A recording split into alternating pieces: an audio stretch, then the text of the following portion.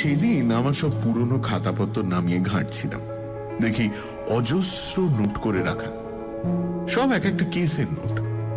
বন্ধু শার্লকের সঙ্গেই গত 8 বছরে কটা, অন্তত 70টা তো বটেই। হ্যাঁ, 70টা কেসে একসঙ্গে থেকেছি, ওকে রাত দিন কাজ করতে দেখেছি, ওর বুদ্ধি খেলানোর প্রতিটা পদক্ষেপ অক্ষরে অক্ষরে পড়েছি। কিছু কেস অতি দুঃখজনক মোড় নিয়েছে, কিছু হাস্যকর পর্যায়ে গিয়ে শেষ হয়েছে, কিম্ভূত কিছু কেসেরও কমতি হয়নি। কিন্তু কি জানেন, একটাও কেস দেখতে পাবেন না যা নিতান্তই গড়পড়তা, একঘেয়ে। আসলে শার্লকের তো ব্যাপারই আলাদা। অবশ্য এ আর নতুন করে কি বলবো, সে যা। আসলে শার্লক তো কখনোই স্রেফ টাকার জন্য কাজ করতে যায়নি, সর্বক্ষণ ওকে তাড়িয়ে বেড়াতো অদ্ভুতুড়ের আনন্দ, এমন একটা কিছু যা মুহূর্তেই আক্রান্ত করবে ওকে অনবদ্যভাবে, ছাড়খাড় করবে ওর মন মাথা। আর সেই কেস যদি ফ্যান্টাস্টিকের দিকে মোড় নেয়, শার্লকের চেয়ে আনন্দিত তখন আর কেই বা হবে। তবে এই এতগুলোর মধ্যেও না একটা কেস এখনো নাড়া দিয়ে যায়। স্টোক মোরানের রয়্যালেট পরিবারের সে কথা। আমি তখন অবিবাহিত, শার্লকের সঙ্গে থাকি বেকার স্ট্রিটে। বলতে পারেন আমাদের বন্ধুত্বের একেবারে আদি যুগ। অনেককাল ভেবেছি আপনাদের শোনাবো এই কেসের কথা, কিন্তু কি আর করা, যে ভদ্রমহিলাকে নিয়ে এত ব্যাপার, খোদ তিনিই তো কথা দিয়ে নিয়েছিলেন আমাদের যে তার জীবিত কালে কোনো কিছুই আমরা প্রকাশিত করব না। তবে এই গত মাসে তার অকাল প্রয়াণে আমি প্রমিস মুক্ত হয়েছি। 1883 সালের এপ্রিল মাস, বেশ সকাল তখন, মানে খামোখাম এই সময়ে আমার ঘুম ভাঙেই না। তো হঠাৎ দেখি নাকের ডগায় শার্লক, একেবারে ফিটফাট, যেন এক্ষুনি বেরোবে। ঘুম জড়ানো চোখে দেখলাম 7:15 বাজে। বেশ অবাক হলাম, কারণ একে তো নিজে সাধারণত ঢের বেলা করে উঠতো, আর দ্বিতীয়ত ও যখন ইচ্ছে উঠুক গে যাক, আমি কেনই বা আমার অভ্যেস ভাঙবো বলুন তো? একটু বিরক্তই হলাম। অবেলায় ঘুম ভাঙানোর জন্য দুঃখিত বৎসন, কিন্তু কি করি বলো, আজ সকাল থেকে তো এমনটাই হয়ে আসছে। মিসেস হাডসনকে কি একজন টেনে তুললো, তারপর মিসেস হাডসন আমায়, আর ডমিনো এফেক্টে এবার আমি তোমায়। উফ, কেন, কি হয়েছে? আগুন নাকি? ক্লায়েন্ট। যা বুঝতে পারছি, কোনো এক মহিলা এসেছেন দেখা করতে, এবং অত্যন্ত উত্তেজিত তার মনের অবস্থা বোধ হয়। আপাতত সিটিং রুমে তিনি উপস্থিত। এখন ব্যাপার হচ্ছে, এই ঘোরতর অবেলায় যখন কোনো কম বয়সী নারী এসে অন্যদের ঘুম থেকে তোলেন, তখন সচরাচর ধরেই নেওয়া যায় অতি গুরুত্বপূর্ণ কিছু জানান দিতে চান। যদি শুনে মনে হয় কেসটি জবরদস্ত, তবে নিশ্চয়ই তুমিও একেবারে প্রথম ধাপ থেকে তাতে মগ্ন থাকতে আগ্রহী হবে, এবং তা ভেবেই আমার এই ঘুম ভাঙানোর পরিকল্পনা। হ্যাঁ, বলো কি? আরে, I wouldn't miss it for anything, বন্ধু বল। এই এক সাংঘাতিক নেশা আমার, জানেন, শার্লককে জটিলতার পরত খুলতে দেখা। উফ, এই একবার মনে হবে যেন অঙ্ক কষছে, তার পরক্ষণেই দেখবো অদ্ভুতভাবে নিজের ইন্টুইশনের উপর বিশ্বাস করে কোনো আজব খেল দেখানো। সে যাক, আমি এক লাফে বিছানা ছেড়ে খানিক ব্রাশ করে নিলাম, নিয়ে এক দৌড় লাগালাম ওর সঙ্গে সিটিং রুমের উদ্দেশ্যে। গিয়ে দেখি এক ভদ্রমহিলা মাথা থেকে পা অব্দি কালো ঢাকা, হ্যাঁ, এমনকি মুখটাও আড়ালেই জানলার ধারে বসেছিলেন। আমাদের দেখেই উঠে দাঁড়ালেন। গুড মর্নিং ম্যাডাম, আমি শার্লক হোমস, আর ইনি আমার বন্ধু, সহযোগীও বটে, ডক্টর ওয়াটসন। ওনার সামনে মন খুলে বলতে পারেন যা বলার। আপনার জন্য একটু কফি বলি? বেশ কাঁপছেন তো আপনি, একটু ফায়ার প্লেসের কাছটাই এগিয়ে আসুন না। এই কাঁপুনি শীতের নয়, তবে ভয় মিস্টার হোমস, ভয়, আতঙ্ক। ছেড়ে দিন ভয়, সব ঠিক করে দেওয়া যাবে। নিশ্চিন্ত থাকুন, সকালে ট্রেন ধরে এলেন, তাই তো? আপনি আপনি আমায় চেনেন তাহলে? না, তবে দেখছি তো আপনার বাঁ হাতের তালুতে একটা রিটার্ন টিকিটের অংশ। বেশ আর্লি বেরিয়েছেন নিশ্চয়ই। তারপর একটা ডগ কাটে করে স্টেশনে পৌঁছবার আগে এলেন বেশ অনেকটা রাস্তা, রাইট? আপনি কি করে মানে? হ্যাঁ, কিন্তু কোনো রহস্য নেই এতে ম্যাডাম, সহজ তো। ওই যে আপনার জ্যাকেটের বাঁ হাতের কাছটায় অন্তত 7 জায়গায় কাদার ছিটে সদ্য লাগা, তাই না? কোনো ডগ কাট ছাড়া এমন প্রবল কাদা ছিটবে আর কি বলুন না। আপনি নির্ঘাত চালকের বাঁ দিকটায় বসেছিলেন। জানি না কি করে জানলেন, কিন্তু হ্যাঁ, ইউর রাইট। ভোর 6টা নাগাদ বেরিয়েছি। লেদার হেডে পৌঁছলাম মিনিট 20-তে। তারপর প্রথম ট্রেন ধরেই ওয়াটারলু এলাম। বিশ্বাস করুন, আর পারছি না, আমি পাগল হয়ে যাবো এবার। কার কাছে যাব? কেউ তো নেই। আর যে বেচারি আছে, সে যত্ন করে আমায়, খেয়াল রাখে আমার, সেই বা কি করবে আর? মিসেস ফ্যারিন্টোসের কাছে আপনার নাম শুনেছি, মিস্টার হোমস। আপনি তো তাকে বিপদের দিনে খুব সাহায্য করেছিলেন। আমায় এই নিকষ অন্ধকার থেকে বের করতে পারবেন না? হ্যাঁ, সত্যি বলতে এই মুহূর্তে আমার ক্ষমতা নেই। আপনাকে ন্যূনতম পারিশ্রমিকও দেব, কিন্তু বিশ্বাস করুন, মাস দেড়েকের মধ্যে অবস্থা বদলে যাবে। আমার বিয়ে হবে, আমার হাতে বেশ কিছুটা আর্থিক রেস্তও আসবে। আমি আপনার বিশ্বাস ভঙ্গ করব না, কথা দিচ্ছি। ফ্যারেন্টোস, ইয়েস, মনে পড়েছে। ওই একটা ওপেল টিয়ারা সম্বন্ধিত কেস ছিল, রাইট? ওয়াটসন, তোমার সঙ্গে আলাপ হওয়ার বহু আগের ব্যাপার এটা। দেখুন ম্যাডাম, আপনার বন্ধুর ক্ষেত্রে যে মনোযোগ দেখিয়েছিলাম হুবহু তাই আপনার বেলায়ও হবে। আর পারিশ্রমিকের কথা বলছেন, আমার এই কর্মক্ষেত্রই তো আমার পারিশ্রমিক। এর চেয়ে বড় পুরস্কার আর কোথায় পাবো? তবে আমার সমস্ত খরচাপাতি যদি আপনি একান্তই মিটিয়ে দিতে চান, তা নয় দেবেন সুবিধে মতো, কিন্তু সেসবের আগে প্লিজ বলুন সমস্যাটা কোথায়? সমস্যা আসলে আমার এই যাবতীয় ভয়, আতঙ্ক এমন এক ভেগ অস্পষ্ট ভাবনার উপর দাঁড়িয়ে যে অন্যদের হয়তো এই সব আমার প্রলাপ মনে হবে। এমনকি একমাত্র যাকে আমি বিশ্বাস করি, আমার সবটা বোঝাতে পারি, সেও এসবকে এক নার্ভাস মহিলার অত্যুক্তি ধরে নিয়েছে।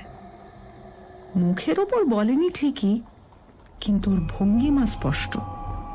ও যেভাবে আমায় বোঝাতে চায়, যেন শান্ত করছে বুঝিয়ে সুঝিয়ে।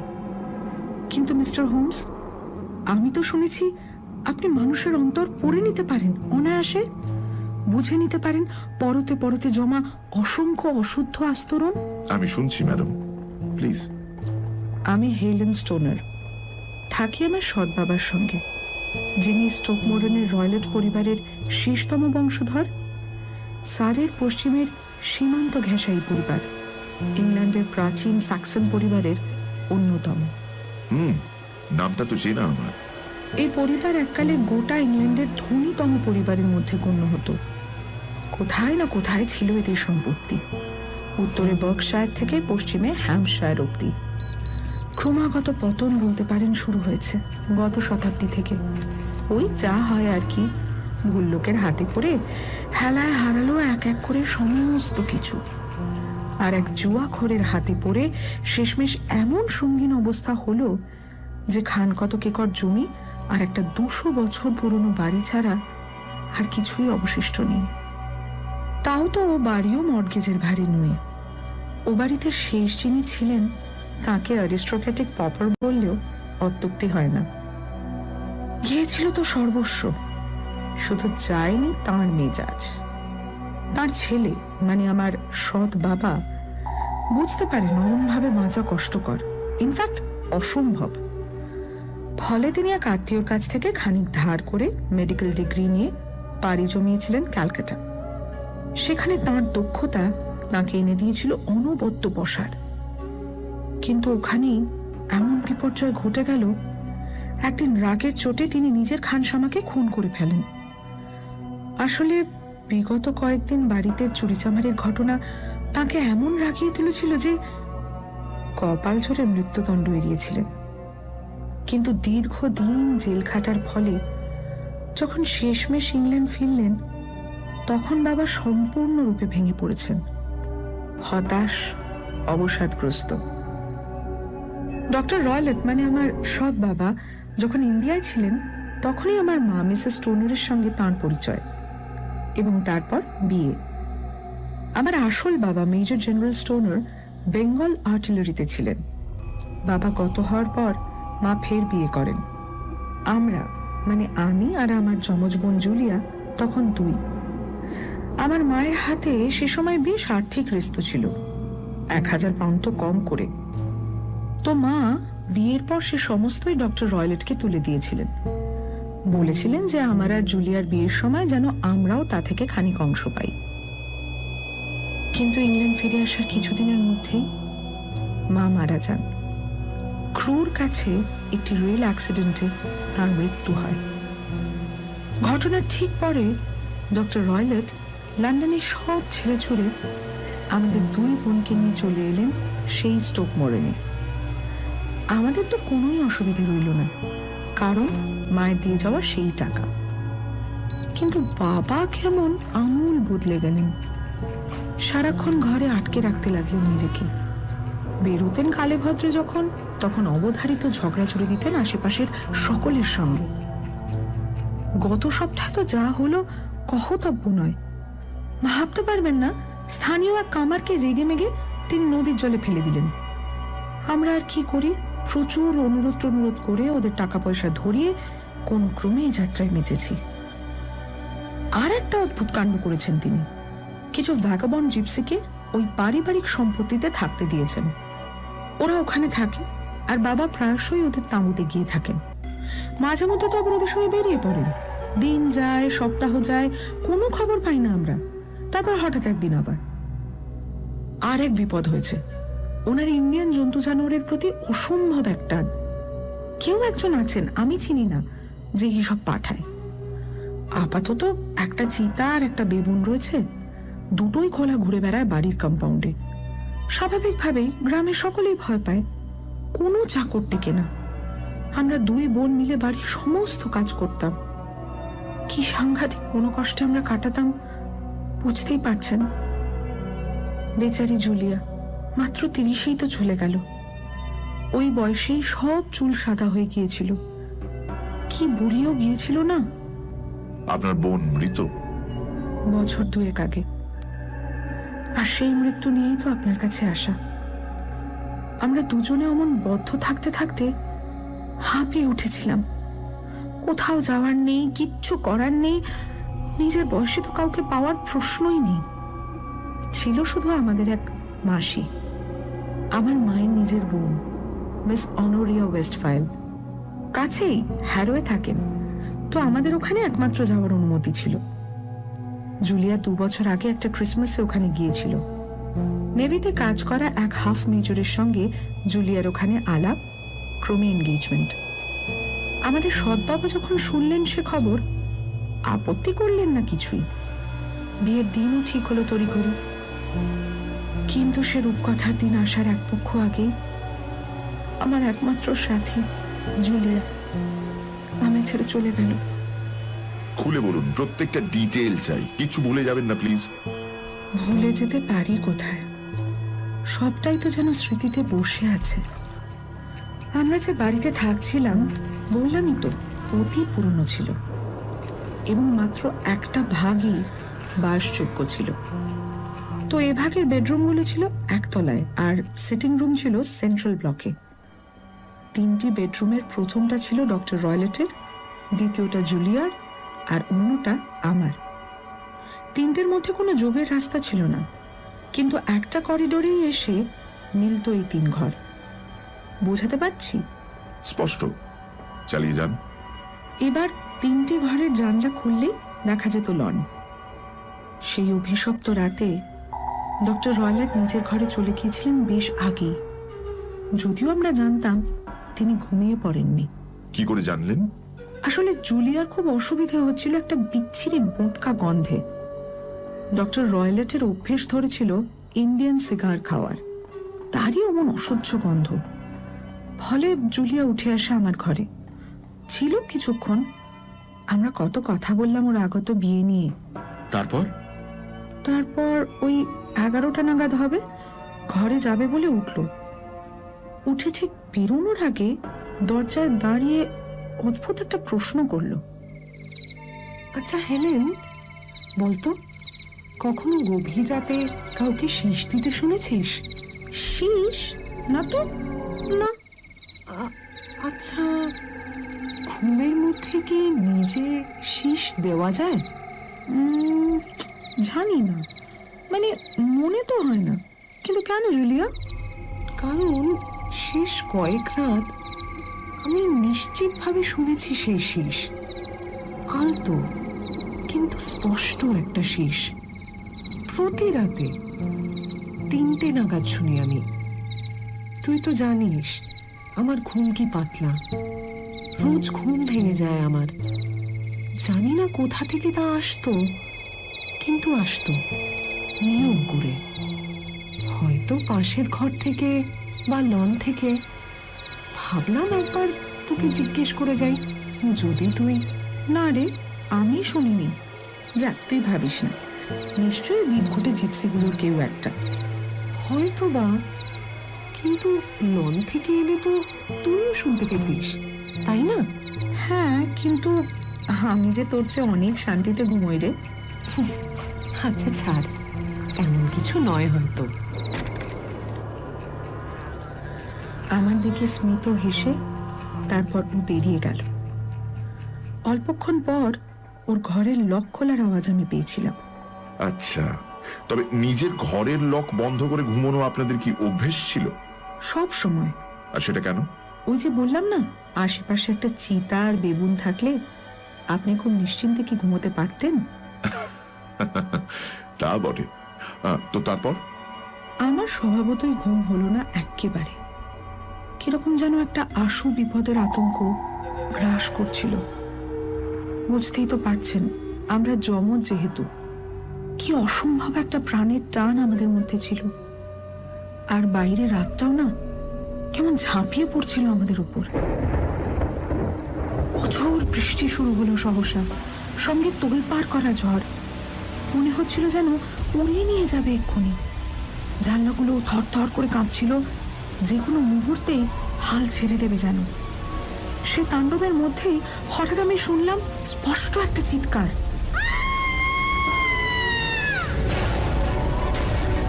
আমার বোনের চিৎকার।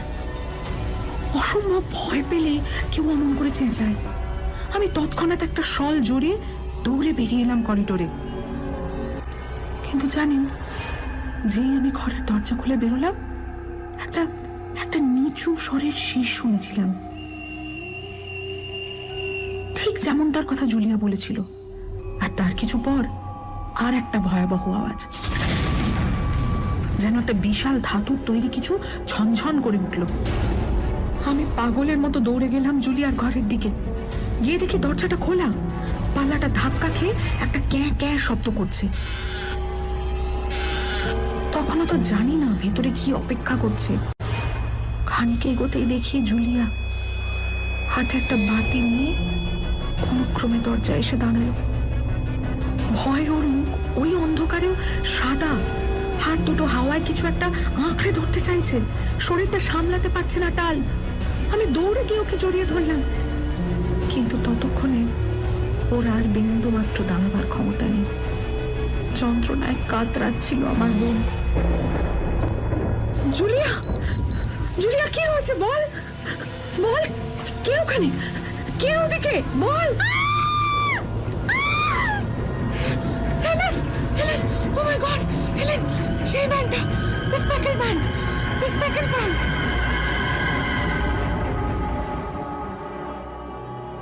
হয়তো হয়তো আমায় আর একটা কিছু বলতে চাইছিল। একবার ডক্টর রয়লেট, মানে আমাদের সৎ বাবার ঘরের দিকে আঙুল তুলে কি যেন একটা দেখাতেও চাইল, কিন্তু আমি আমি দৌড়ে গেলাম বাবার ঘরের দিকে। তাকে ঢাকতে ঢাকতে দেখি তিনিও ড্রেসিং গাউন পরে দৌড়ে এদিকেই আসছেন। জুলিয়াকে অমন অচৈতন্য অবস্থায় দেখে প্রথমেই তিনি একটু ব্র্যান্ডি খাওয়ানোর চেষ্টা করলেন ওকে। কাজ হলো না। গ্রামের ডাক্তারকেও খবর পাঠানো হলো, কিন্তু জুলিয়া আমার কাছে কোনো কিছুতেই আর ফিরে এলো না। এক মিনিট, ওই যে শীষ আর মেটালিক সাউন্ডটা, আপনি নিশ্চিত সে ব্যাপারে? ঠিক ওগুলোই শুনেছিলেন? এনকোয়ারির সময় করোনারও ঠিক এই কথাটাই জিজ্ঞেস করেছিলেন। এখন দেখুন, বললামই তো কি বেয়ারা রাত ছিল, বাইরে ওরকম তোলপাড়, এবার তার মধ্যে ভুল তো হতেই পারে, কিন্তু আপনার বোন কি বাইরে বেরোনোর পোশাকে ছিলেন? না, নাইট ড্রেসেই তো। আর ওর ডান হাতে দেশলাইয়ের একটা জলা কাঠি ছিল, অন্যটায় দেশলাই বাক্স। অর্থাৎ তিনি কাঠিটা জ্বালিয়েছিলেন যে মুহূর্তে তার মনে হয়েছিল কোনো কিছু একটা গন্ডগোল হচ্ছে। She was alarmed. আচ্ছা, করোনা তিনি কি পেলেন শুনি? তিনি খুব ডিটেলে সবটা ইনভেস্টিগেট করলেন। আসলে আমাদের সৎ বাবারও তো বিশেষ সুনাম ছিল না গ্রামে, অতএব তবে করোনার মৃত্যুর কোনো স্যাটিসফ্যাক্টরি কারণ খুঁজে পাননি। আমি বলতে পারি দরজা ভেতর থেকেই বেশ এটে সেটে বন্ধ করা ছিল, আর জানলার গরাদগুলো পুরোনো দিনের খাঁটি লোহার, ফলে বেশ নিশ্চিন্ত। চার দেওয়াল তাও একেবারে সলিড, মানে কোথাও কোনো ফাঁপা কিছু তো ছিল বলে মনে হয় না। আর চিমনিগুলো হ্যাঁ খানিক চওড়া ছিল, কিন্তু ওখান দিয়েও কারো ঢুকে পড়াটা অসম্ভব। মানে জুলিয়া সে রাতে একাই ঘরে ছিল যখন অঘটন ঘটে। তাছাড়া ওর শরীরেও তো কোনো অত্যাচারের চিহ্ন দেখিনি। বিষ? যদি বিষক্রিয়া হয়? ডাক্তাররা সে পরীক্ষা করেছেন তো, নেগেটিভ। তাহলে আপনার কি মনে হয় কিসে মৃত্যু হলো? আমার ধারণা ভয়, অসম্ভব কোনো কিছুর একটা আতঙ্কে, যদিও সেটা কি তা জানি না। আচ্ছা, ওই যে জিপসিদের কথা বললেন, সে রাতে ওরা ছিল ওই দিকটায়? সবসময় তো কেউ না কেউ থাকে। আচ্ছা, আর ওই যে স্পেকলড ব্যান্ডের কথা বলেছিলেন জুলিয়া, সেটা থেকে কি বুঝলেন? আমি জানি না ঠিক মিস্টার হোমস, কখনো আমার মনে হয়েছে ওটা প্রলাপ, একদম পাগলের প্রলাপ। আবার কখনো মনে হয়েছে ওই যে জিপসিগুলো, ওরা মাথায় একটা রুমাল বাঁধে, কিরম স্পটেড, হয়তো ওগুলো দেখে জুলিয়া ওই রকম বলেছিল। অত সহজ মনে হচ্ছে না, আরো গভীরে যেতে হবে। হ্যাঁ, বলুন কি বলছিলেন? 2 বছর কেটে গেছে, আমি এখন আরো একা। যদিও এই গত মাসে আমার এক ছোটবেলার বন্ধু আমায় বিয়ের প্রস্তাব দিয়েছে। ওই ক্রেন ওয়াটার আছে না রিডিং এর কাছে, ওখানকারই মিস্টার আর্মিটাজের মেজো ছেলে, পার্সি আর্মিটাজ। আমার সৎ বাবা সবটাই শুনেছেন, আপত্তি করেননি কিছু। আর আমাদের বিয়েও ঠিক হয়েছে আগামী বসন্তে। সে কারণেই 2 দিন আগে আমার ঘরটার মেরামতি চলছিল, ফলে আমি জুলিয়ার ঘরে গেলাম শুতে, ঠিক সেই বিছানায় যেখানে জুলিয়া। কিন্তু মিস্টার হোমস, গত রাতে যা হলো, মানে রাতের অন্ধকারে যখন সর্বত্র নিশ্চুপ, আচমকা আমার কানে এলো সেই শব্দ। সেই চাপা শীষ? ইয়েস ডক্টর ওয়াটসন, সেই শব্দ যা আমার বোন শুনেছিল শেষের সেদিনই। আলো জ্বালিয়ে তন্ন তন্ন করে খুঁজলাম, কিচ্ছু দেখতে পেলাম না। আমি এতটাই ঘাবড়ে গিয়েছিলাম যে আর ঘুমোতে যাওয়ার তো প্রশ্নই ওঠে না। সকাল হতেই তাই আমি তড়িঘড়ি আপনাদের এখানে। তা বেশ করেছেন, কিন্তু আপনি আমায় সব খুলে বললেন কি? হ্যাঁ, মানে হ্যাঁ তো। না মিস রয়লট, আপনি বলেননি। আপনার সৎ বাবার কিছু একটা আপনি লুকোচ্ছেন। কি বলছেন কি? হঠাৎ শার্লকের একটা কাণ্ড দেখে স্তম্ভিত হয়ে গেলাম। ও মিস রয়লেটের হাঁটুতে রাখা ডান হাতের কবজি থেকে লেস দেওয়া পোশাকের অংশটা ঝট করে তুলে নিল। বেরিয়ে পড়ল 5 আঙুলের কড়া একটা ছাপ। এটা কি মিস রয়লট? লুকোচ্ছেন না বললেন, তাই তো? আপনাকে তো আপনার সৎ বাবা অত্যাচার করেন, তাই না? অত্যাচার? না না, এই কি বলছেন? আসলে খুব বলশালী মানুষ তো, ঠিক বুঝতে পারেন না কতটা চাপ দিয়ে ফেলেছেন। অত্যন্ত জটিল মনে হচ্ছে। আরো 1000টা কথা আমার জানা একান্ত প্রয়োজন, তারপর নয় ভাবা যাবে পরবর্তী পদক্ষেপ। আর সময়ও তো হাতে নেই। আচ্ছা ধরুন আজই আমরা স্টোক মোরান যাই, যদি আপনার সৎ বাবার অজান্তে সবকটা ঘর দেখতে পাবো। কেমন কোইন্সিডেন্স দেখুন, আজই উনি বলছিলেন শহরে কি সব যেন জরুরি কাজ আছে, সময়ও লাগবে বোধহয় বেশ খানিক। ফলে আপনারা আজ এলেই সুবিধে। একজন হাউসকিপার আছেন ওখানে, তবে তিনি তো বয়স্ক, তার উপর একটু বোকা শোকাও, আর আমি তাকে কায়দা করে সরিয়েও দেব। উত্তম বন্দোবস্ত। তা ওয়াটসন, তোমার নিশ্চয়ই আমার সঙ্গে আসতে বিশেষ আপত্তি নেই? আপত্তি? খেপেছ? চমৎকার। তবে রাইট মিস রয়লট, তাই ঠিক রইল, আমরা দুজনে আসছি আজ। আর এখন কি করবেন? এই কয়েকটা কাজও রয়েছে, ওগুলো একটু মিটিয়ে নিই। কিন্তু চিন্তা করবেন না, 12টার ট্রেনে ঠিক ফিরে যাব, আপনারা পৌঁছানোর আগেই। ও আচ্ছা, আমরাও যথাসময় পৌঁছে যাব। আমারও টুকটাক কিছু কাজ রয়েছে, তারপরই রওনা দিয়ে দেবো। কিন্তু আপনি একসঙ্গে ব্রেকফাস্ট করে যান না? মাফ করবেন, আমার এখন অনেকটাই হালকা লাগছে। এই যে সবটা খুলে বলতে পারলাম।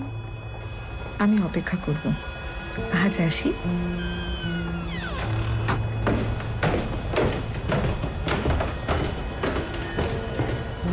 তা বন্ধু ওয়াটসন, কি বুঝছো? বেশ জটিল আর পেঁচানো কেস তো। সে আর বলতে। কিন্তু মহিলা যেমন বললেন, জানলা দরজা সব বেশ সুরক্ষিত ছিল, আর দেওয়ালও যখন একেবারে সলিড, তার অর্থ এই যে জুলিয়া মৃত্যুর সময় একেবারে একা ছিল ভেতরে। তাহলে ওই রহস্যময় শীষ আর জুলিয়ার শেষ কথাগুলো, স্পেকলড ব্যান্ড, তার কি মানে করবে ওয়াটসন? কিছুই মাথা ঢুকছে না। মানে হতে পারে যদি তুমি পরপর কয়েকটা সূত্র জুড়ে নাও। প্রথমত, মাত্র রাতেই পাওয়া শীষের শব্দ, তারপর ওই জিপসিদের উপস্থিতি, ওদের সঙ্গে ডক্টর রয়লটের সখ্য। আবার ধরেই নেওয়া যেতে পারে যে ডক্টর রয়লট কিছুতেই চাননি মেয়ে বিয়ে করে চলে যাক। তারপর ধরো ওই মেটালিক আওয়াজ যা জুলিয়া শুনেছিলেন, নিশ্চিতভাবে ওটা কোনো একটা শাটার পড়ার আওয়াজ। অবশ্য অত ভেবে কাজ কি, ওখানে না গিয়ে পড়লে তো কোনো খেয়েই ধরতে পারবো না। তাহলে এই জিপসিরা কি করছিল? জানি না ওয়াটসন, আই ডোন্ট নো। আমার কিন্তু তোমার এই থিওরিটা মোটেই পোষাচ্ছে না। আমারও বিশেষ না ওয়াটসন, আর তাই তো আমরা আজ স্টোক মোরান যাচ্ছি। গিয়ে একবার সবটা দেখি, মতলবটা কি, ফেটেল কিছু নয় তো নাকি? আবার এখন কোন মক্কেল উদয় হলেন? হঠাৎ দেখি দরজা ঠেলে সত্যি এক অপরিচিত ঢুকে এলেন। ইনফ্যাক্ট দরজা ঠেলে বলার চেয়ে দরজা ভেঙে বলাটা বোধহয় সমীচীন হবে। যিনি এলেন তার শরীর স্বাস্থ্য বেশ জবরদস্ত, পরনে অদ্ভুত একরকম পোশাক, বলতে পারেন শহুরে ও গ্রাম্যর এক মিশেল। মাথায় হ্যাটটা এমন লম্বা যে আরেকটু হলেই দেওয়াল ছুঁত, মুখে হাজারটা ভাঁজ, আর যেন সূর্যের তাপে পুড়ে হলুদ মুখশ্রী, চোখে স্পষ্ট কোনো দুরভিসন্ধি। আপনাদের কোনজন হোমস? কে হোমস? হ্যাঁ, এই যে আমি, বলুন। আমি doctor Grimesby Roylott of Stoke Moran. Right, বসুন। বিশ্বাস করুন, আমি কিন্তু কোনো রকম মানে কোনো বাজে কিছু করিনি। আমার সৎ মেয়ে এখানে এসেছিল, আমি খবর পেয়েছি। কি কি কি কি বলেছে আমার নামে? হ্যাঁ, কি বলে গেছে? হ্যাঁ, কি বলেছে? জমিয়ে ঠান্ডা পড়েছে এবার, এই সময় এতটা জেনারেলি। আমার নামেও কি বলেছে? কি বলে গেছে? কিন্তু আমি তো শুনেছি এবার বেশ ঢালাও ফুল হবে। ও, আমায় রাগিয়ে তুলবে না? আমি হাড়ে হাড়ে চিনি আপনাকে, স্কাউন্ড্রেল কোথাকার। নাম শুনেছি আগে, শার্লক হোমস, যে সব ব্যাপারে নাক গলায়, যে কথা নেই বার্তা নেই, রহস্য খুঁজে বেড়ায়। স্কটল্যান্ড ইয়ার্ডের সঙ্গে খুব দহরম মহরম, তাই না? বেশ সরেশ মানুষ তো আপনি। তা বেরোবেন যখন দয়া করে দরজাটা ভালো করে ভেজিয়ে দেবেন, রাইট? কথা এখনো শেষ হয়নি হোমস, আর ফালতু নষ্ট করার সময়ও না আমার নেই। আমি জানি হেলেন স্টোনার এখানে এসেছিল। শুধু একটাই কথা মনে করিয়ে দিতে চাই মিস্টার হোমস, আমার ব্যাপারে নাক গলাবেন না, বুঝেছেন? কারণ আমি কিন্তু সাংঘাতিক সর্বনেশে। খেয়াল রাখবেন যেন ভবিষ্যতে আমার খপ্পরে না পড়েন।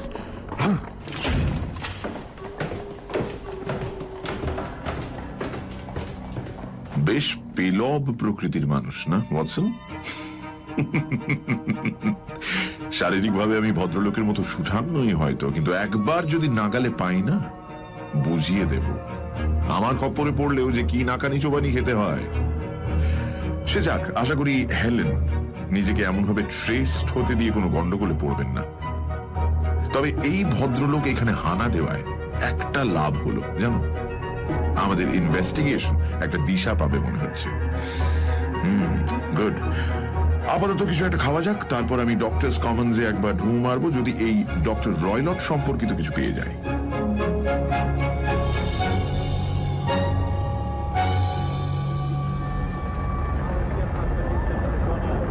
প্রায় দুপুর 1টা নাগাদ ফিরল শার্লক।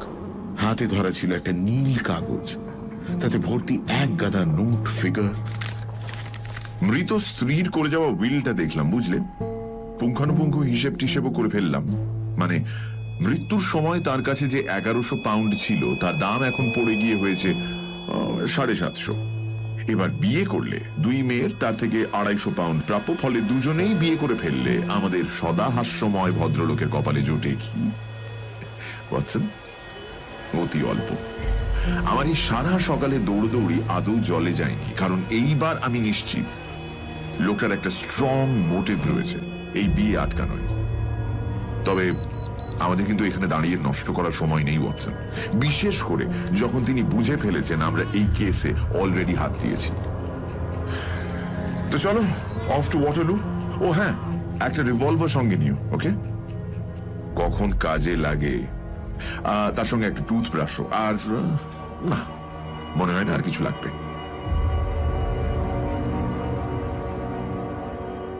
সানডে সাসপেন্স, শুধুমাত্র রেডিও মির্চি 98.3 FM এ। It's hot.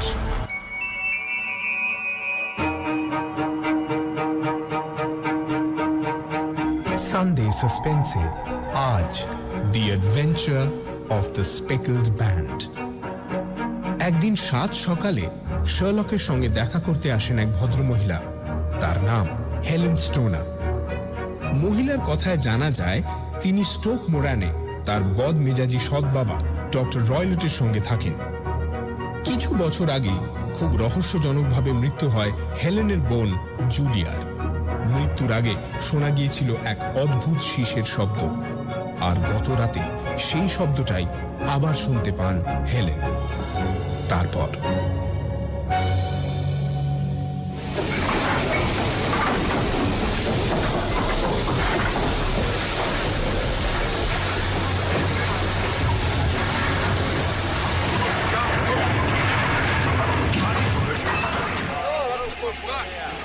ওয়াটারলু স্টেশনে পৌঁছলাম বেশ জলদি।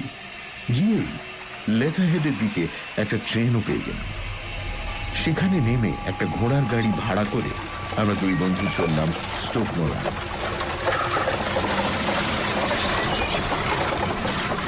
সারি কাউন্টির অপূর্ব মনোরম রাস্তা পেরিয়ে প্রায় 4-5 মাইল যেতে হলো আমাদের। আকাশে বেশ তুলোর মেঘ, আবার নরম একরকম সূর্য রয়েছে। হাওয়ায় সদ্য ভেজা মাটির গন্ধ। সব মিলিয়ে আসন্ন বসন্তের অমন্য মোহময় আবেশ দুর্দান্তই লাগছিল। অদ্ভুত লাগছিল, কারণ ওই সুন্দর পরিবেশে আমরা কি করছিলাম না এক রহস্যের পিছে ধাওয়া। স্ট্রেঞ্জ না? প্রায় সারা রাস্তাটাই শার্লক মাথার টুপিতে চোখ ঢেকে, বুকে থুতনি ঠেকিয়ে মনে মনে হাজারটা অঙ্ক কষে গেল আমি জানি। তারপর হঠাৎ আমার কাঁধে টোকা মারল। ওই দেখো, স্টোক মোরান। হ্যাঁ স্যার, ডক্টর গ্রিমসবি রয়লেটের বাড়ি। ওখানে আমাদের একটা মেরামতির কাজ চলছে আসলে। ও তাই? ওই যে দেখুন গ্রামটা দেখতে পাচ্ছেন, ওই যে বাড়িগুলো। কিন্তু রয়লেটদের বাড়ি যেতে হলে আপনারা বরং এই মাঠের পাশের ফুটপাতটা ধরুন, শর্টকাট হবে। ওই যে দেখুন একজন মহিলা হাঁটছেন, দেখতে পাচ্ছেন? ওটা মিস স্টোনার না? বেশ, আপনি যেমনটা বলছেন তেমনটাই করি। ওয়াটসন, চলো তাহলে। আচ্ছা, আপনাকে যেন কত দেব? ভাড়া মিটিয়ে আমরা হাঁটা লাগালাম। নিজেদের আর্কিটেক্ট সাজানোটা জরুরি ছিল, বুঝলে? ওই বাড়িতে কাজ চলছে আমাদের, এটা না বললে কত রকম কথা যে বানিয়ে বলা শুরু হবে, ভাবতে পারছো Watson? Good afternoon miss stoner. কি বলেছিলাম না ঠিক সময় পৌঁছে যাব? উফ, আপনাদের অপেক্ষাতেই তো বসে আছি সেই কখন থেকে। আসুন আসুন, আই এম সো হ্যাপি। আচ্ছা, এদিককার খবরও ভালো। ডক্টর রয়লেট শহরে গেছেন কাজে, সন্ধ্যের আগে ফিরবেন বলে তো মনে হয় না। তার সঙ্গে সাক্ষাতের সৌভাগ্য আমাদের ইতিমধ্যেই হয়েছে মিস স্টোনার। কি মানে মানে উনি আমায় ফলো করেছেন? তাই তো মনে হচ্ছে। কি সাংঘাতিক মানুষটা! উফ, এবার এবার কি করব? ফিরে এসে তো জিজ্ঞেস করবেই। সে বোকামি মনে হয় না তিনি করবেন, কারণ তিনি ভালো করেই জানেন এই কেসে তার পেছনে লেগেছে যে সে চলে পাতায় পাতায়। আর একান্তই যদি তিনি ভায়োলেন্ট হয়ে ওঠেন তাহলে আপনাকে হ্যারোতে আপনার মাসির কাছে পৌঁছবার ব্যবস্থা করতে হবে। আচ্ছা, সেসব পরে দেখা যাবে। আপাতত যেটুকু সময় হাতে পাচ্ছি সৎ ব্যবহার করা উচিত। চলুন ঘরগুলো দেখি।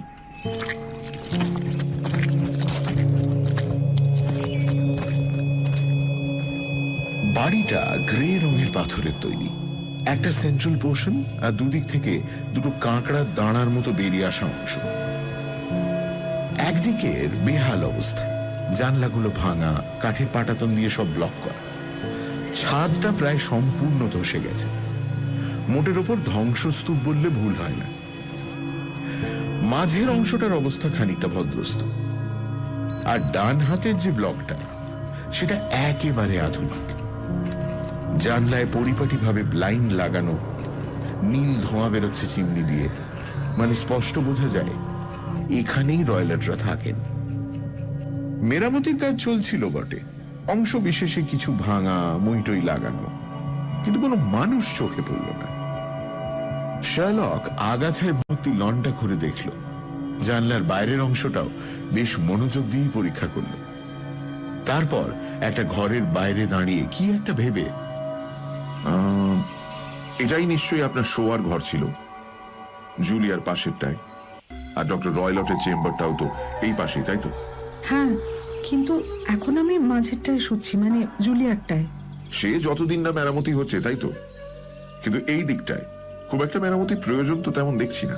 না, নেই তো। আমার তো বদ্ধমূল ধারণা আমাকে আমার ঘর থেকে সরানোর জন্যই এসব করা। আহা, দ্যাট ইজ সাজেস্টিভ। আচ্ছা, এবার এই সরু অংশের উল্টো দিকেই একটা করিডর, 3টে ঘর থেকে বেরিয়েই যেখানে এসে পড়া যায়। আচ্ছা, এইদিকে তো ঘরের জানলাগুলো আছে, তাই তো? ও দিয়ে কেউ গলে বেরোতে পারবে না। অর্থাৎ আপনারা 2 বোন সেদিন যখন দরজা বন্ধ করেছিলেন, এই দিক দিয়ে কারো ঢোকা সম্ভব ছিল না, রাইট? এক কাজ করুন তো, একটু আপনার ঘরে গিয়ে এই করিডোরের দিককার জানলাগুলো খুলে রাখুন, কিন্তু শাটারটা কষে বন্ধ করে দিন।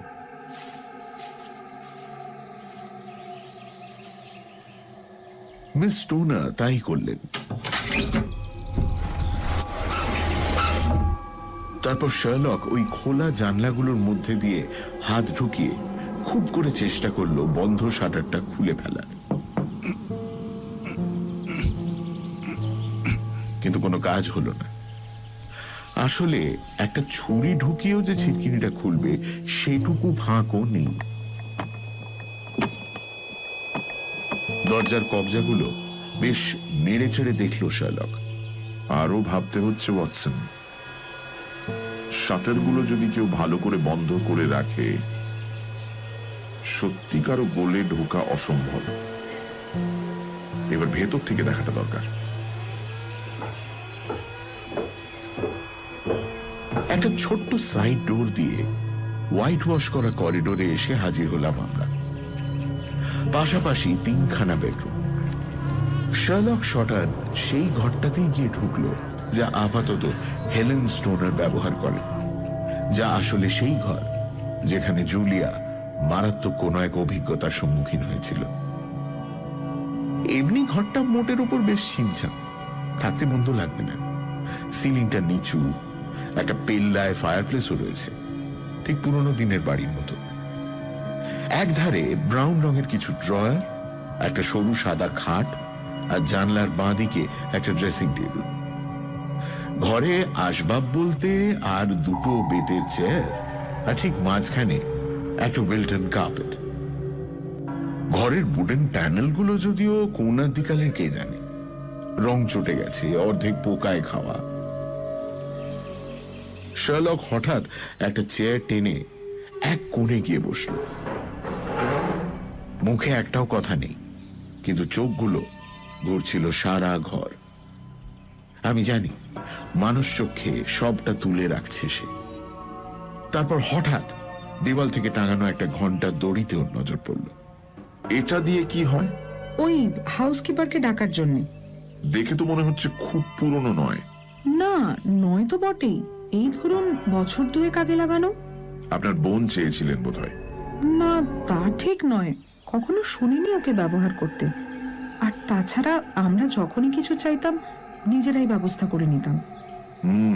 খামোখা এখানে এইভাবে একটা মজবুত ঘন্টার দড়ি অযথা লাগানো। ঠিক আছে, দেখে নিচ্ছি। আচ্ছা, আমায় একটু অনুমতি দিন, ভালো করে ঘরটা দেখতে হবে।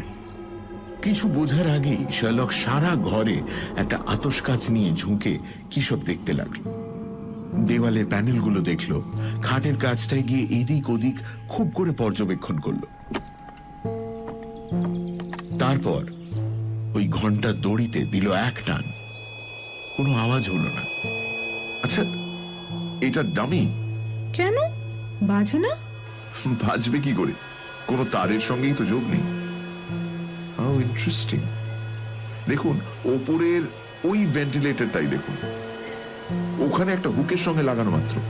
অ্যাবসার্ড, খেয়ালই করিনি আগে কখনো। সত্যি খুব স্ট্রেঞ্জ, অদ্ভুত কয়েকটা ব্যাপার রয়েছে ঘরটায়। খেয়াল করেছেন এই ঘরের ভেন্টিলেটর আর একটা ঘরের দিকে মুখ করা? মানে আর্কিটেক্ট এত খেটে খুঁটে কেন এমনটা করলেন? বাইরের হাওয়াই যদি না ঢোকে ঘরে, তাহলে ভেন্টিলেটরের লাভই বা কি? এটাও ওই বছর দুই আগে করানো।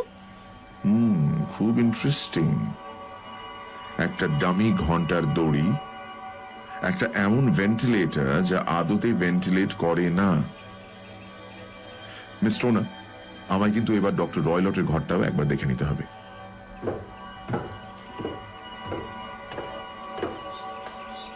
ডক্টর গ্রিমসবি রয়লেটের চেম্বারটা হেলেন জুলিয়ার ঘরের চেয়ে বেশ খানিকটা বড় ছিল, কিন্তু হ্যাঁ, তেমন আড়ম্বর ছিল না। একটা ক্যাম্প খাট, ছোট একটা বইয়ের শেলফ, সমস্ত টেকনিক্যাল সব বইপত্তরে ভর্তি। খাটের পাশে একটা আরাম কেদারা, দেওয়ালের কাছে ঠাসা একটা প্লেন কাঠের চেয়ার, গোল একটা টেবিল, একটা বিরাট লোহার সিন্দুক। ব্যাস এই। শার্লক সবটা বেশ ঘুরে ঘুরে দেখল, পরীক্ষাও করল। তারপরে সিন্দুকের কাছে দাঁড়িয়ে জিজ্ঞেস করল, এর মধ্যে কি? ও আমার সৎ বাবার সব ব্যবসার কাগজপত্র। ও, আপনি তবে ভেতরের হাল হাকিকত জানেন দেখছি। ও ওই একবারই মানে খুলে দেখেছিলাম বছর কিছু আগে, কাগজে ভর্তি ছিল। তা ভেতরে কোনো বেড়াল টেড়াল নেই নিশ্চয়ই? কি না, মানে এ কি অদ্ভুত কথা। কেন অদ্ভুত হবে কেন? এই দেখুন না, সিন্দুকের ওপর কি রাখা? ছোট্ট পাত্রে দুধ। না না, আমাদের এখানে কোনো বেড়াল নেই। চিতা আছে, বেবুন আছে, কিন্তু তা অবশ্য ঠিক, চিতা তো এক প্রকার পেল্লাই বেড়াল। তবে তিনি কি দুধ দিয়ে নিজের স্বাদ মেটাবেন? খুব সন্দেহ আছে। বলেই ও কাঠের চেয়ারটার কাছটা একটু উবু হয়ে বসে পড়ল। তুই খুব করে কি যেন দেখলো ওখানে। Okay, thank you, that is quite settled. এক মিনিট। আহা, এ তো দেখি ভারী মজার। শার্লকের নজর গিয়েছিল যাতে তা খাটের এক পাশে ঝোলানো একটা ডগ ল্যাশ বা কুকুরকে বাগে আনার চাবুক। চাবুকটা যদিও গোল করে পাকিয়ে একটা ফাঁসের মতো করা ছিল। কি বুঝছো ওয়াটসন? সাধারণ চাবুক, কিন্তু এভাবে কেন ফাঁস দেওয়া সেটা মাথায় ঢুকছে না। মোটেই নর্মাল নয়, রাইট?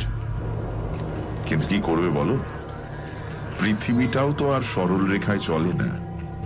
আর যখন কোনো চালাক নিজের ব্রেনটিকে অপরাধের দিকে নিয়ে যায়, সর্বনাশ সময়ের অপেক্ষা। যাক মিস টোনা, আমার যথেষ্ট দেখা হয়ে গেছে, এবার একটু বাইরের লনটা দেখে নি। শার্লককে এত মুখ কালো করে থাকতে এর আগে দেখেছি বলে মনে পড়ে না। লনের পুরোটা পায়াচারি করে কেমন যেন থম মেরে গেল। আর ওকে অমন গম্ভীর হয়ে থাকতে দেখে আমি তো ছেড়েই দিই, এমনকি মিস স্টোনারও দেখলাম একটিও শব্দ করলেন না। তারপর হঠাৎ যেন ঘোর কাটিয়ে, মিস টোনা শুনুন, এখন থেকে যেমনটা বলবো অক্ষরে অক্ষরে পালন করতে হবে। হ্যাঁ হ্যাঁ, তাতে কি আর? ব্যাপারটা কিন্তু বেশ সিরিয়াস। আপনার জীবন মৃত্যু সম্পূর্ণভাবে এর উপর নির্ভর করছে। আর একটা কথা, আমি আর আমার বন্ধু আজ রাতটা আপনার ঘরে কাটাবো। আমি আর মিস স্টোনার দুজনেই তো এই প্রস্তাব শুনে হ্যাঁ। অবাক হয়ে লাভ নেই মিস টোনা, এমনটাই হতে হবে ব্যাস। আচ্ছা, ওই যে দূরে ওটা একটা সরাই তো? হ্যাঁ, ওটার নাম ক্রাউন। Very good. ওখান থেকে আপনার ঘরের জানলা দেখা যায় না? অবশ্যই। ঠিক আছে, তাহলে মন দিয়ে শুনুন। আপনার সৎ বাবা ফিরে আপনার খোঁজ করলে জানাবেন যে আপনার খুব মাথা ব্যথা, উঠতেই পারছেন না। তারপর যেই বুঝবেন তিনি নিজের ঘরে ঢুকে পড়েছেন, অমনি আপনি আপনার ঘরের জানলার শাটারগুলো খুলে দেবেন, দিয়ে একটা লম্ফ রেখে দেবেন তার উপর। ওটাই হবে আমাদের সিগন্যাল। এসব করে আপনি চুপি চুপি আপনার আগের ঘরে ফিরে যাবেন। মেরামতির মধ্যেও একটা রাত কোনো ক্রমে কাটিয়ে দিতে পারবেন তো?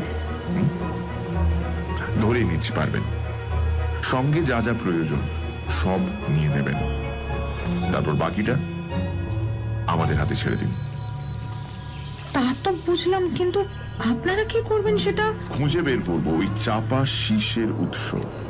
আপনি বোধহয় বদ্ধপরিকর না? বলতে পারেন। তাহলে দয়া করে বলুন প্লিজ, আমার বোনের মৃত্যুর কারণ কি? হাতে আরো প্রমাণ না পেয়ে ঠিক বলতে চাই না। অন্তত অন্তত এইটুকু তো বলুন যে আমার ধারণাটা ঠিক কি না। মনে হয় না। আরো মজবুত কোনো কারণ ছিল নিশ্চিত। তবে এখানে দাঁড়িয়ে আর কথা বললে বিপদ, পুরোটাই জলে না যায়। ডক্টর রয়লটে ফেরার সময় হলো, তাই না? Good bye. তবে আরেকটা কথা, চিন্তা করবেন না, আপনার মাথার ওপর যে বিপদ ঘুরছে শীঘ্রই দূর হবে। ক্রাউনে ঘর পেতে আমাদের কোনো রকম অসুবিধাই হলো না। যে ঘরটা পেলাম সেখান থেকে স্টোক মোরান স্পষ্ট দেখতে পাচ্ছিলাম। সন্ধে হওয়ার মুখে দেখলাম ডক্টর রয়লট ফিরলেন। দেখেই মনে হলো বেশ ক্ষিপ্ত মেজাজে আছেন। কোচওয়ানের দিকে বিচ্ছিরি কি সব অঙ্গভঙ্গি করলেন। খানিক পর গাছের ফাঁক দিয়ে দেখলাম ঘরের সব আলো জ্বলে উঠল।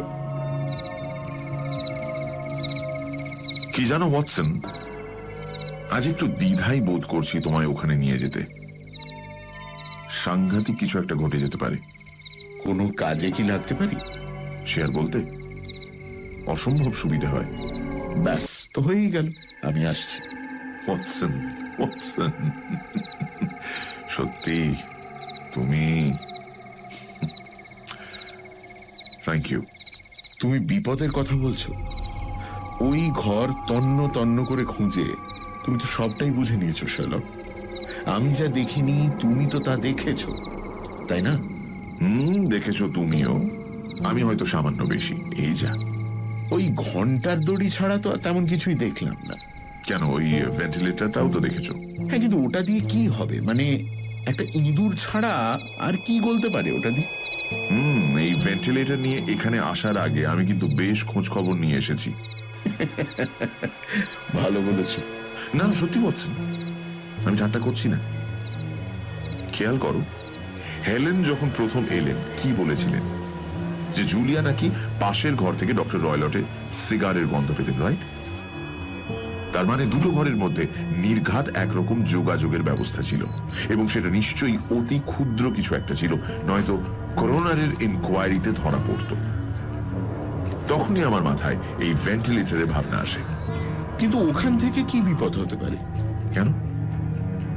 কোন কিছুই খটকা লাগছে না। একটা ভেন্টিলেটর তৈরি করানো হলো, একটা দড়িও ঝোলানো হলো, এবং তারপরই একজন মহিলা যে ও ঘরে শুতো সে দুম করে মারা গেল।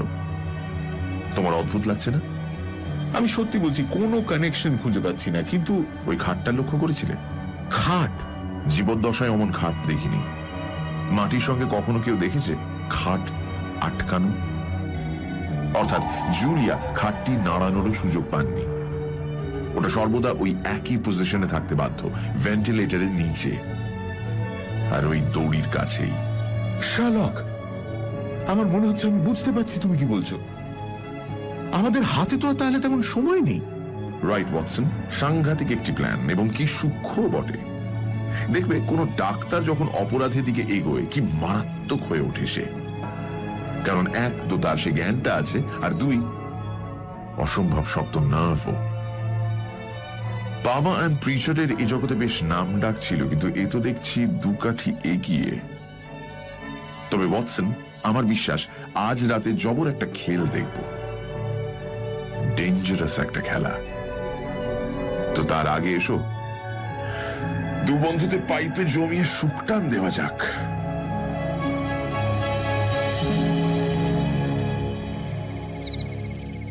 রাত 9টা নাগাদ গাছের ফাঁক দিয়ে দেখলাম ঘরের আলোগুলো একে একে নিভে গেল। সম্পূর্ণ অন্ধকার এখনো দিকটা।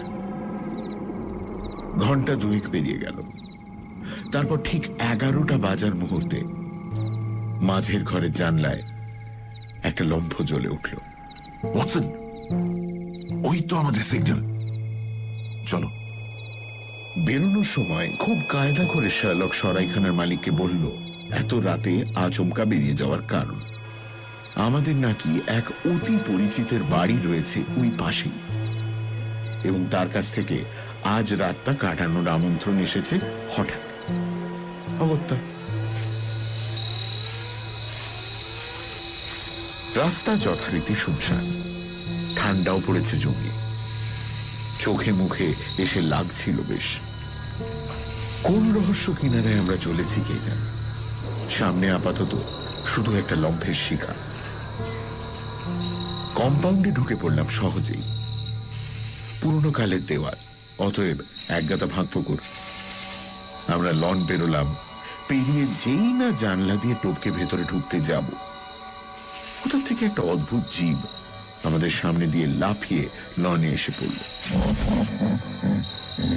তারপর কেমন বিকৃত হাত পা নিয়ে মিলিয়ে গেল অন্ধকার। চমৎকার বাড়ি কিন্তু, কি বলো?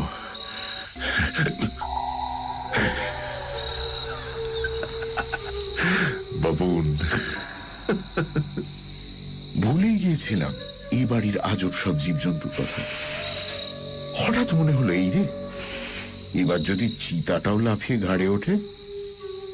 ফলে শার্লকের দেখা দেখি যেই না আমরা পা টিপে টিপে বেডরুমে প্রবেশ করতে সক্ষম হলাম, হাঁপ ছেড়ে বাঁচলাম। শার্লক নিঃশব্দে জানলা শাটারগুলো ভেজিয়ে দিল, লম্ফটা এনে টেবিলে রাখল, তারপর আমার কানের কাছে মুখ আনলো। একটা শব্দ আমাদের সর্বনাশ ডেকে আনতে পারে, কিন্তু সাবধান, আলো নিভিয়ে বসবো আমরা, নয়তো ওই ভেন্টিলেটর দিয়ে মক্কেল দেখে ফেলতে পারে।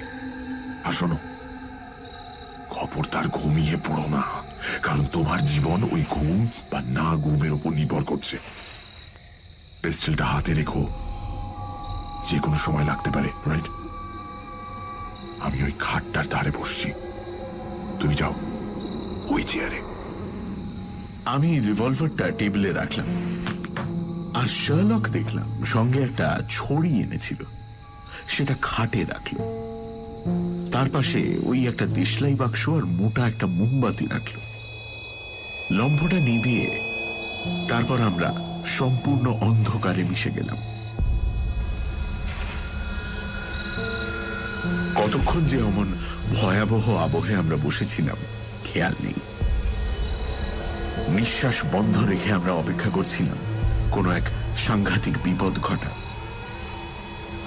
আমার বন্ধু আমার চেয়ে অল্প দূরে বসে, কিন্তু আমি ওকে দেখতে পাচ্ছিলাম না, তবু আমি নিশ্চিন্ত ও অতন্দ্র প্রহরীর মতো জেগেছিল। বাইরে থেকে রাত পাখিদের ডাক আসছিল। একবার তো জানলায় ভয়ানক একটা চাপা গর্জনও শুনলাম। চিতাটি যে বহাল তবিয়তে ঘুরে বেড়াচ্ছে তাতে কোনো সন্দেহ নেই। দূরে কোথাও ঢং ঢং করে ঘড়ি সময় জানাচ্ছিল। 12টা, 1টা, 2টো, তারপর 3টে পেরিয়ে গেল। আমরা অপেক্ষামান। তারপর হঠাৎ একটা ঝলক, ভেন্টিলেটর থেকে কিছুটা আলো এসেই চলে গেল। আমরা তেল ও কোনো এক ধাতু পোড়ার একটা কড়া গন্ধ পেলাম। কেউ একটা পাশের ঘরে লম্ফ জ্বালিয়েছে। তারপর আবার সব চুপ, যদিও গন্ধটা আরো কড়া হতে লাগলো। কতক্ষণ হবে? অন্তত আধ ঘন্টা তো বটেই। আমরা বসে রইলাম কিছু একটা শোনার অপেক্ষায়। তারপর আচমকা একটা শব্দ পেলাম, মিহি একটা শীষ।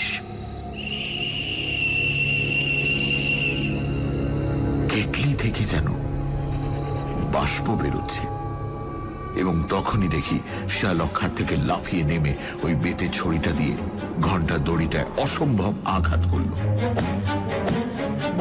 দেখলে ওয়াটসন? দেখলে দেখলে তুমি? আমি তো কিছুই দেখতে পাইনি। আসলে শার্লক যখন দেশলাইটা জ্বাললো, আমি তখন এতটাই হতভম্ব যে কিছুই বুঝে উঠতে পারিনি প্রথমে। কিন্তু আমি একটা চাপা শীষ শুনতে পেয়েছিলাম স্পষ্ট। শার্লক যে কিসের ওপর অমন আঘাত করলো তাও বুঝতে পারলাম। তবে শার্লকের মুখে আমি সাংঘাতিক একটা বিপদের ছায়া দেখেছিলাম। ও ভেন্টিলেটরের দিকে অদ্ভুতভাবে তাকিয়েছিল, যেন ওখান থেকেই কিছু। আর ঠিক তখনই এমন এক আর্তনাদ কানে এলো, যা সত্যি বলছি জীবদ্দশায় শুনিনি। একই সঙ্গে যেন ভয়, দুঃখ আর রাগ মেশানো।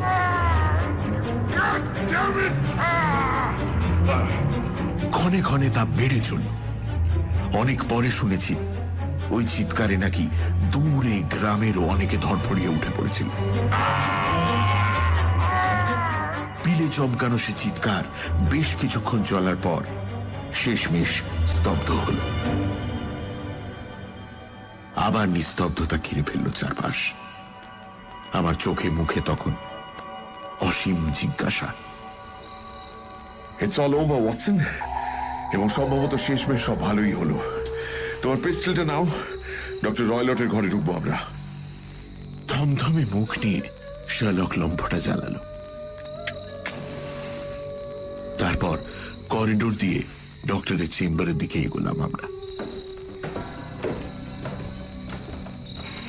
একবার টোকা, দুবার। কেউ ভেতর থেকে কোনো উত্তর দিল না। তখন আমরা ধীরে ওই ঘরে ঢুকলাম। আমার হাতে পিস্তল ওঁচানো। ঢুকে দেখলাম টেবিলে একটা লণ্ঠন জ্বলছে তখনও। তার আলোটা গিয়ে পড়েছে ওই লোহার সিন্দুকটায়, যেটা আধ খোলা পড়ে রয়েছে। পাশের কাঠের চেয়ারে বসে ডক্টর গ্রিমসবি রয়লেট, লম্বা একটা গ্রে রঙের ড্রেসিং গাউন পরা। কোলে তার সকালে দেখা সেই চাবুকটা। সিলিং এর দিকে অদ্ভুত এক দৃষ্টি দিয়ে নিথর তার দেহ।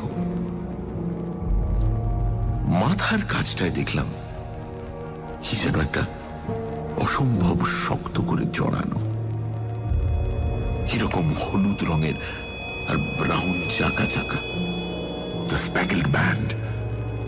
আমি একটু এগোতেই দেখি ওই ব্রাউন চাকা চাকা জিনিসটা নড়ে উঠল, উঠে আচমকা ফনা তুলে আমাদের দিকে তাকাল। ওয়াটসন, এটা সোয়াম্প অ্যাডার। ইন্ডিয়ায় পাওয়া যায়, ভয়ানক প্রজাতি। মানুষটা কামড় খাওয়ার 10 সেকেন্ডের মধ্যে মারা গেছে। এই হয়, অন্যের জন্য গর্ত খুঁড়লে একদিন না একদিন তাতেই পড়ে মরতে হয়। প্রকৃতির নিয়ম, কি করবে বলো। সে যাক, আপাতত এনাকে নিজের বাসায় ফেরত পাঠানো যাক। চল, তারপর মিস স্টোনারকে সেফ কোথাও একটা পাঠিয়ে কাউন্টি পুলিশকে খবর দেওয়া যাক। এরপরে শার্লক বেশ দুঃসাহসিক একটা কাজ নিমেষেই করে ফেলল। মৃত রয়লেটের কোল থেকে ওই ফাঁস লাগানো চাবুকটা তুলে ও খুব সন্তর্পণে সাপের মুখে পরিয়ে দিল। তারপর তাকে লোহার সিন্দুকে পাচার করল। তারপর আর কি, যা হওয়া তাই হলো। মিস স্টোনারকে সমস্ত ঘটনা জানানো হলো। স্বভাবতই তিনি খুব ভেঙে পড়লেন। পরের সকালেই তাকে হ্যারোতে তার মাসির কাছে পৌঁছে দেওয়ার ব্যবস্থা হলো। ইনকোয়ারি হলো, এবং কি অসাধারণ তার ফল। পুলিশের মত, ডক্টর গ্রিমসবি রয়লেট সাংঘাতিক এক পোষ্যের সঙ্গে খেলতে গিয়েই নাকি মৃত্যুবরণ করেছেন।